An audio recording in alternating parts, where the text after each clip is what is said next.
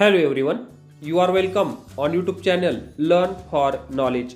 Dear students of 7th standard, today we are going to learn Baby Pangolins Night Out English Workshop.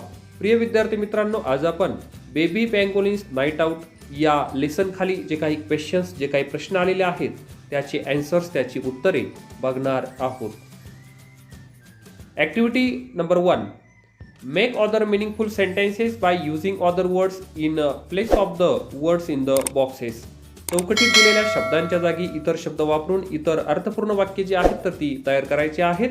आता पहिला sentence आहे we will go and eating today. आता and eating याऐवजी वेगळे शब्द वापरून आपल्याला अर्थपूर्ण वाक्य जे आहे तर ते तयार करायचं आहे. ते कशा पद्धतीने होईल बघा. We will go boat riding today. Next sentence आहे this is how We pangolins gobble up termites. आता pangolins gobble up termites याऐवजी वेगळे शब्द वापरून वाक्य कशा पद्धतीने तयार करता येऊ शकतं बघा. This is how we boys enjoy trekking. आपण यापेक्षा वेगळे शब्द वापरूनही ही वाक्य जे आहेत तर ती तयार करू शकतात. नेक्स्ट सेंटेन्स आहे You have to be on your guard against greedy people. आता greedy people ऐवजी वेगळे शब्द बघा. You have to be on your guard against selfish friends. Next sentence, life is now full of hardships. आता hardships ऐवजी वेगळा शब्द वापरून वाक्य बघा. Life is now full of comforts.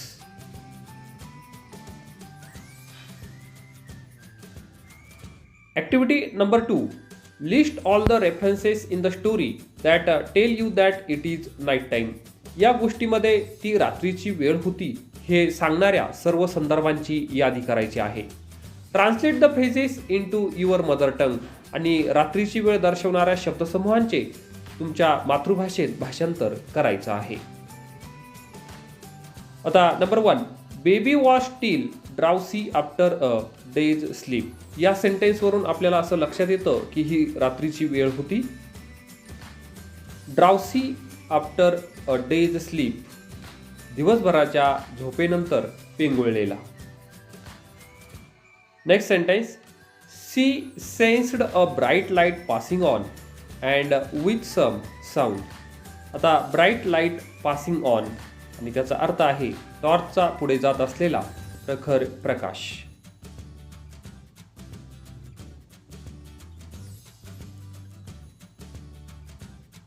Next sentence बघा.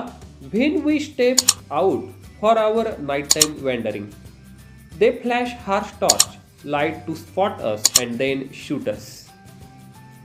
Nighttime wandering त्याचा मराठीत अर्थ आहे रात्रीची भटकंती.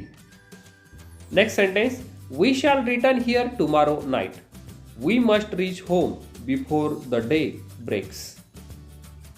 Return tomorrow night, उद्या रात्री परतू.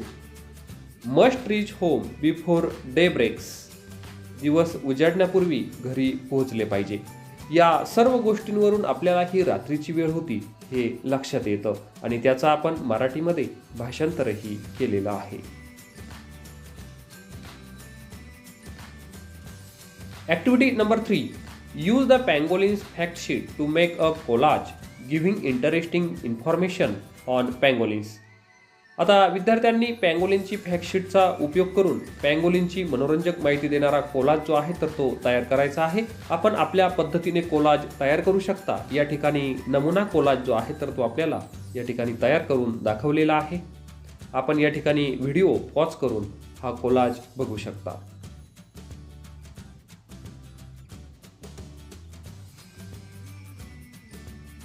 Activity number 4, write what mama pangolin told her baby about the following topics.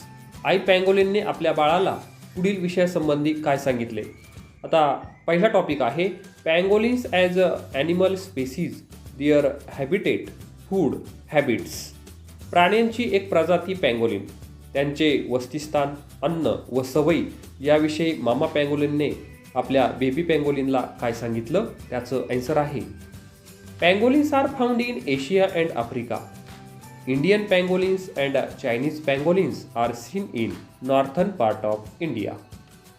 Their habitat is a snug hole in the earth, nearly 9 inches wide and more than a meter long.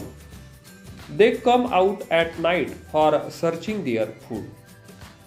They are ant eaters. Termites are their favorite and main food.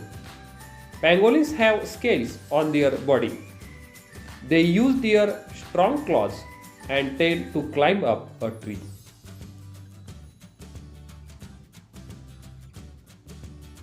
Number 2. Threats to pangolins. पँगोलिनवरील संकट. यावर्षी मामा पँगोलिनने आपल्या baby पँगोलिनला काय सांगितलं? त्याचं answer आहे some hunters search pangolins holes nets, dig them and kill them for their flesh and sell their scales to earn a lot of money. Their scales are used by people for medicinal use. They shoot them with their guns and so pangolins' existence in danger.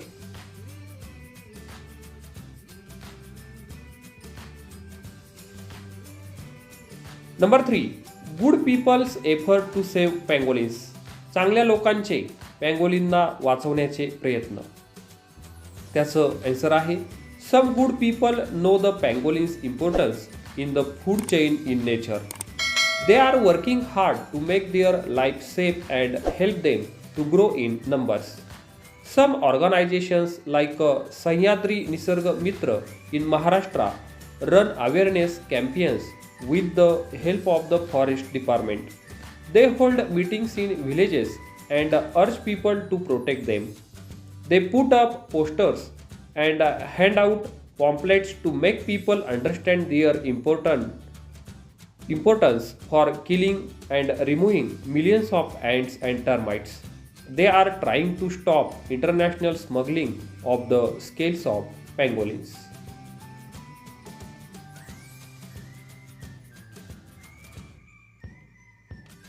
Activity number 5. Say whether the following sentences are true or false. पुढे दिलेले वाक्य चूक की बरोबर ते लिहायचं आहे. पहिलं सेंटेन्स आहे बघा A. The pangolin's home was a snug hole in the earth. हे सेंटेन्स जे आहे तर ते ट्रू आहे म्हणजे बरोबर आहे. सेंटेन्स बी आहे mama pangolin used her claws to eat ants and termites. हे सेंटेन्स फॉल्स आहे म्हणजे चूक आहे. सेंटेन्स सी आहे baby pangolin did not like termites. हे सेंटेन्स फॉल्स आहे. Sentence D mama pangolin pulled her long body together into a tight ball. हे sentence true आहे. सेंटेन्स ई आहे पँगोलिन स्केल्स आर मेडिसिनल. हे sentence true आहे खरे आहे बरोबर आहे.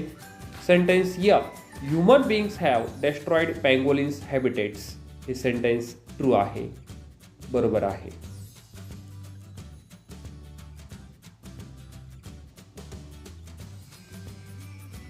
Now use the sentences in the passage to frame a similar true-false exercise. Remember, you must know the correct answer yourself. अशाच प्रकारचा ट्रू फॉल्स प्रकारचा प्रश्न तयार करण्याकरता या पाठातील वाक्य जे आहेत तर ती वापरायचे आहेत आणि त्याची उत्तर मात्र तुम्हाला माहीत असलेच पाहिजे हे तुम्ही लक्षात ठेवायचं आहे. Thanks for visiting to our channel. Please like, share and subscribe our channel.